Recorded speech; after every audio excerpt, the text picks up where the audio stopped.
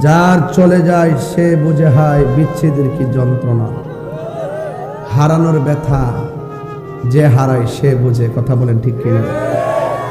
আপনারা দেখেছেন গত কিছুদিন আগে ওসমান হাদিকে গুলি করেছিল। আমি তীব্র প্রতিবাদ করেছিলাম। আজকে সে ওসমান হাদি না ফেরার দেশে চলে গেছে। ইন্না লিল্লাহি ওয়া ইন্না ইলাইহি রাজিউন। সে হাদি আজ চলে গেছে।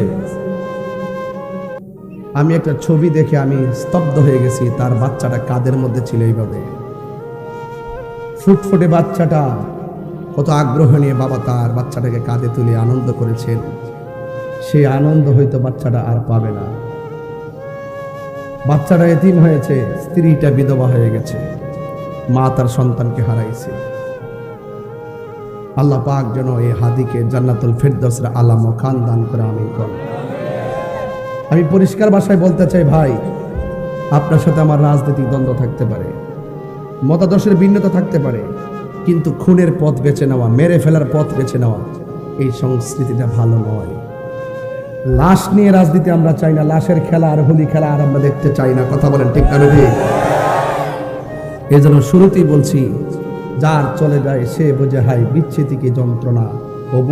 অবুঝ শিশুর অবুঝ প্রশ্ন, কি দিয়ে দেব সান্ত্বনা। এই জন্য আপনাদেরকে অনুরোধ করে বলবো, আপনার এলাকায় আছেন, রাজনীতির সূত্র ধরে, মতাদর্শের ভিন্নতা ধরে আপনার সাথে আমার মতাদর্শের মিল না থাকতে পারে, কিন্তু তাই বলে মেরে ফেলবো, খুন করে ফেলবো, এ খুন গুম এগুলো এই দেশে বন্ধ করতে হবে। কথা বলেন ঠিক কিনা? আপনারা দেখেছেন আমাদের মসজিদের ইমাম রহিসউদ্দিনকে প্রকাশ্যে মব ভায়োলেন্স করে মেরে ফেলেছে। আজকে 1 বছর হয়ে গেছে। সেখানে রহিসউদ্দিনের বাচ্চারা আর বাবাকে দেখতে পারে নাই। এই জন্য যার চলে যায় সে বুঝে হয় বিচ্ছেদি। আরে মিয়া, রাজনীতি যেটা মন সেটা করে, হক কথা তো বলবেন। একটা মানুষকে মেরে ফেলবে এইভাবে তরতাজা মানুষ, এটা উচিত নয়।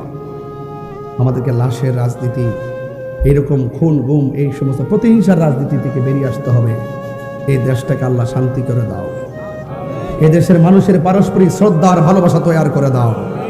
মিলেমিশে চলার তৌফিক দিয়ে দাও। আমিন কন।